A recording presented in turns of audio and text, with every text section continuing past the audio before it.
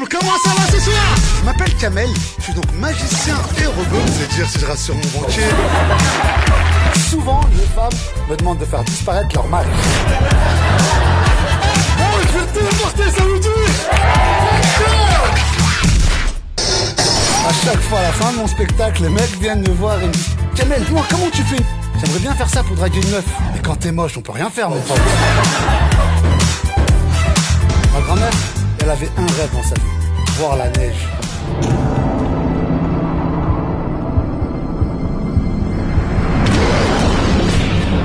Allez, bienvenue dans Backstage. Aujourd'hui, mon invité, c'est Kamel le magicien. Il nous a rejoint. Salut Kamel. Salut Nicolas, comment ça va? Bah écoute, ça va bien. Je peux t'appeler Nico? Appelle-moi Nico, mais tout le monde m'appelle Nico, tu vois. Bah, génial, en plus, c'est Nico. plus cool et tout. On est sur une radio jeune, c'est cool. Et ça me fait super plaisir de recevoir enfin un magicien qui porte pas forcément un costume des années 70, tout brillant. Donc ça c'est cool. On peut avoir la classe. Voilà, c'est pas obligatoire. Je sais pas si j'ai la classe, mais en tout cas, c'est gentil. Je prends ça comme un compliment. Je pense que ça doit te faire plaisir de lire un petit peu partout que tu es ce magicien qui dépoussière le genre. C'est vrai que c'est quelque chose qui revient souvent sur toi. Ouais, ça fait plaisir de lire ça et d'entendre ça, mais ouais, c'est cool. Je sais en plus que c'est un milieu assez fermé, le milieu de la magie. Comment tu es perçu par les autres magiciens? Parce que tu bouscules un petit peu les codes, le genre. Ouais. T'as des retours? De la concurrence, on va dire? Non, ouais, c'est ni la concurrence. Et bizarrement, je fais pas partie d'un cercle. Ouais, il n'y a pas de famille de la magie.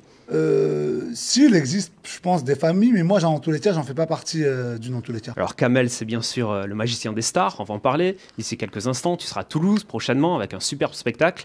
Mais juste avant, j'ai une question importante. Tu vas me répondre. Ça va nous permettre de mieux te définir. Dis-moi tout. Dans un triangle rectangle, à quoi est égal le carré de l'hypoténuse? Oh là. Dans un triangle rectangle, à quoi est égal? C'est pas un piège, hein, normalement, pour toi. L'hypoténuse au carré est égale à la somme des deux angles au carré. Donc, si j'ai une connerie, si on a un triangle qui est comme ça, tu fais A, B, C. Ouais, c'est donc, ça. Ce truc-là au carré est égal à la somme de ce truc-là au carré plus ce truc-là au carré. Et là, sans trucage. Je vais le défoncer, il est fou, quoi. Alors, on va expliquer pourquoi. Pourquoi? Parce qu'à la base, tu te destinais à des études de maths, je crois. Exactement. C'est pas compliqué de dire, voilà, d'annoncer à ses proches, bon, ben voilà, j'arrête les maths pour faire de la magie, pour faire disparaître des cartes. C'est chaud, non, quand même? Ma mère croit qu'encore je suis à l'école. Tu lui fais croire ça? Je lui fais croire que je suis allé à l'école. Ouais, ma mère aujourd'hui me dit, arrête la magie, mon fils, c'est vraiment pas un métier pour elle, c'est pas un métier. Ouais. Alors mais elle a dû te voir depuis sur scène. Ouais, mais malgré ça, vraiment, elle a l'impression que je travaille pas, que je viens comme ça sur un plateau télé 5 minutes avant, que je fais un tour. C'est une parenthèse et que tu vas aller après l'école. Ouais, elle a l'impression que vraiment, que c'est pas un vrai métier, alors que ça demande beaucoup d'heures d'entraînement, beaucoup de travail. Ouais. Et puis voilà, j'ai la chance aujourd'hui d'en vivre, mais c'est vrai que ma mère a du mal à comprendre ça. Mais c'est bien d'insister sur le fait que ça soit du travail, parce qu'on pense souvent que c'est fait, allez... Tu crois que je suis le neveu d'Harry Potter ou quoi? Non, mais je sais pas, mais c'est un truc qui revient souvent. Tu crois que j'ai des pouvoirs comme ça? Peut-être, d'ailleurs on va le constater. Volant, On va le constater tout à l'heure, mais c'est vrai, le travail, c'est important, t'en parles souvent dans tes interviews. Pourquoi tu penses que on a une mauvaise image de la magie, que c'est facile? Non, pas du tout. Non, mais ce que je veux dire, c'est que c'est souvent, on me demande comment on devient magicien, c'est qu'il faut beaucoup travailler, quoi. Ouais.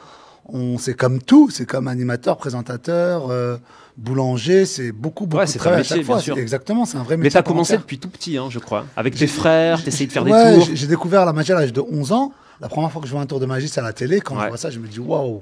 Sur France 3, non, à l'époque C'était pas sur France 3, non. Parce qu'il y a une période de magicien. Ouais, c'est marrant que tu me dis ça. Ouais, c'est vrai, il y a une période de magicien qui s'appelait Attention Magie, je crois. Ouais, Gilles Arthur, c'est ça? Ouais, il y avait une période. Dans les années 90. Exactement. Ouais. Je suis d'accord avec toi en plus, à ce moment-là, il y avait beaucoup de magie. Je crois que c'est là que j'avais découvert pour la première fois David Copperfield. C'est sur France 3 en plus. Et donc je me dis, voilà, c'est un tour je vois ça à la télé, je me dis, j'aimerais trop refaire ça. Et donc au début, j'apprends des petits tours de magie avec des boîtes d'allumettes, des jeux de cartes. Et de fil en aiguille, comme ça, je découvre qu'on peut apprendre la magie à travers des bouquins, des conférences.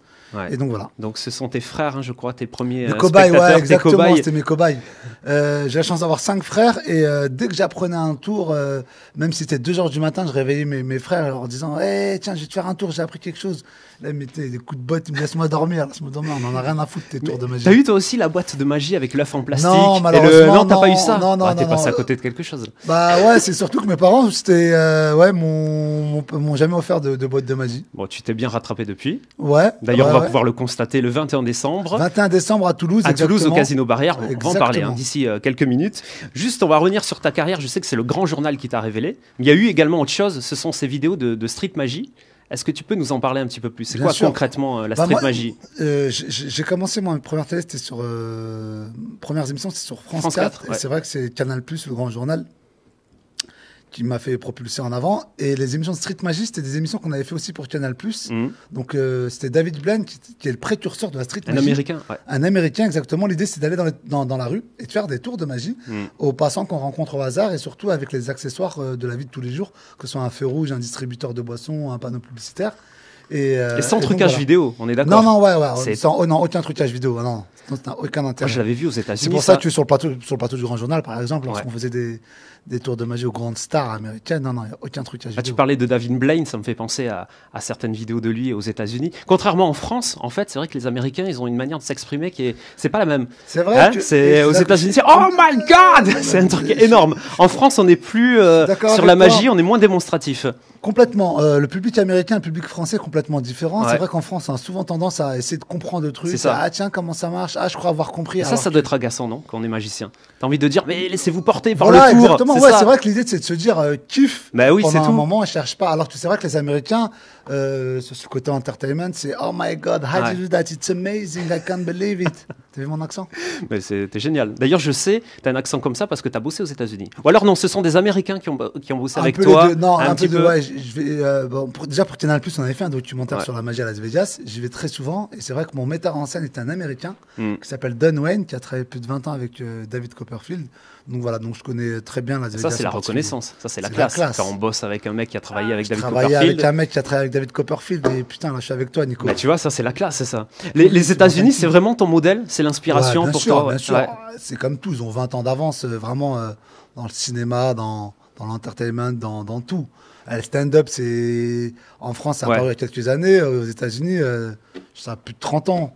Alors, il y a eu cette expérience, on en a parlé tout à l'heure au Grand Journal. Qu'est-ce que tu retiens de ça? Parce que ça, c'est incroyable de faire des tours devant les plus grandes stars. Vraiment, moi, je pense qu'être au début de ma carrière, j'espère qu'encore pouvoir perdurer pendant 10-20 ans. Mais t'as commencé avec quelque chose de fort quand même. Quoi qu'il arrive, quoi qu'il se passe dans ma vie future, même si demain ça devrait s'arrêter ou quoi que le Grand Journal, ça m'a marqué, ça me marquera vite pour la simple et bonne raison. Pour la simple et bonne raison, c'est que j'ai eu la chance de rencontrer les plus grandes stars, que ce soit Meryl Streep, Jennifer Lopez, Jackie Chan, Jude Law, Harry Potter, Katy Perry. Je peux t'en sortir pendant des tonnes. Se dire,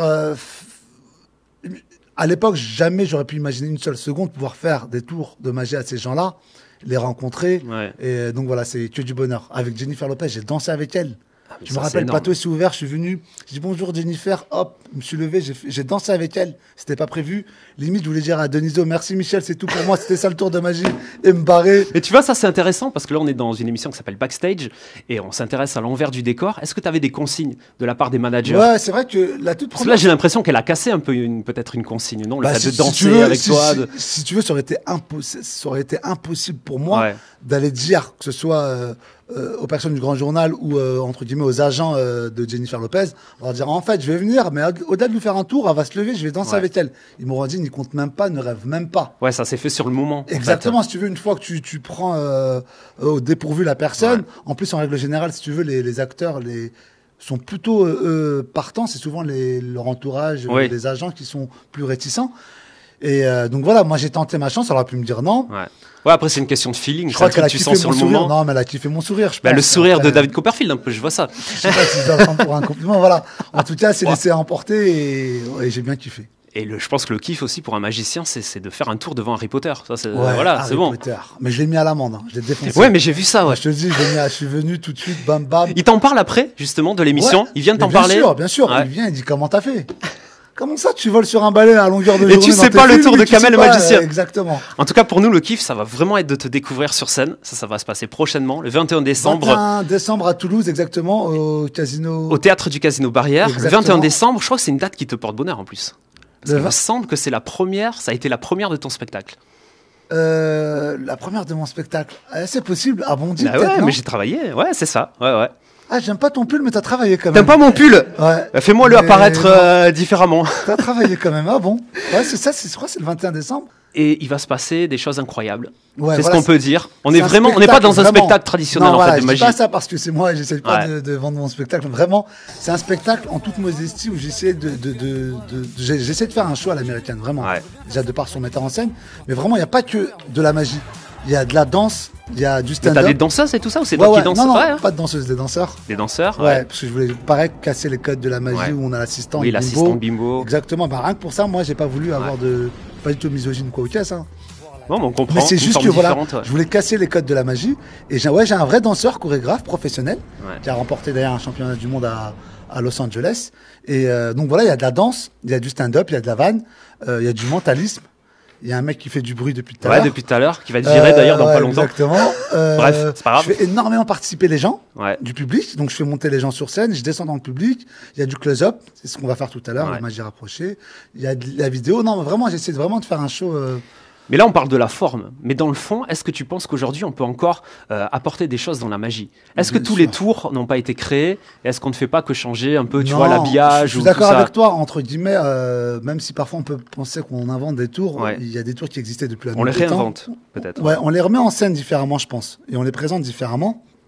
Mais bien évidemment, on peut, aujourd'hui, il est toujours possible d'inventer des nouveaux tours. Je pense ça va bien se passer. Ça va se passer le 21 en tout cas, on va décembre. Tout faire pour rigoler. 21 décembre, 20h30, Casino Barrière. Venez nombreux, on vous attend. Et je suis sûr qu'il y a des gens qui t'ont pris pour un sorcier, c'est obligé. Bah franchement, souvent les gens pensent, et je te jure, je pense que tu as de vrais pouvoirs. C'est fou ça, en 2014 de penser ça. Mais il y a des gens qui pensent que je suis possédé, que j'ai des djinns. Mais je te jure que c'est vrai. Il y a des gens qui me disent. Mais t'en joues ou tu dis de suite? Ah non, mais non, moi je suis magicien. Pour moi ça reste un compliment. Si tu veux, dès le moment où pour eux il y a aucune, c'est irrationnel. Il y a pas de, voilà, ils me disent il y a pas de solution possible. C'est pas possible. T'étais là, t'as disparu, tu te trouves là-bas. Il y a pas de truc. Tu travailles avec des djinns. Mais c'est un vrai. C'est vrai. Les gens me disent t'es habité. Personne ne paye un loyer, en tout cas. Déjà, il faudra le découvrir pour confirmer ça. Ça va se passer donc le 21 décembre au théâtre du Casino Barrière. Exactement. Merci beaucoup, Kamel, d'avoir passé ce moment avec nous. Super, à bientôt. Ton pull, mais merci. Je viendrai avec un pull différent pour ton spectacle, c'est sûr, ça me franchement. plaisir. Et je monterai sur scène. Tu fais monter des gens ou non sur scène? Ouais, mais pas toi avec ce pull-là. Il est chaud, hein. Et tu sais, depuis tout à l'heure, on parle de magie. C'est bien, mais en faire, c'est mieux. Je sais pas si tu es d'accord avec moi. Tu veux un tour de magie? Ouais, je veux bien un tour de magie. Regarde, 1, 2, 3, je disparais. Allez, vas-y. Bonsoir le temple, comment ça va ce soir? Je m'appelle Kamel, je suis donc magicien et robot. C'est dire si je rassure mon banquier. Souvent, les femmes me demandent de faire disparaître leur mari. Oh, je vais te téléporter, ça vous dit? Puisqu'on est entre nous, ce serait possible de faire un petit tour là de magie. Je vois que tu as un paquet de cartes. Avec plaisir, mon pote. Bon, allez, c'est parti. Regarde, j'ai ici un jeu avec 52 cartes. Je montre que toutes les cartes sont différentes, d'accord? Ouais. J'ai apporté ici un petit marqueur aussi. Hop, je te l'ai donné. Super.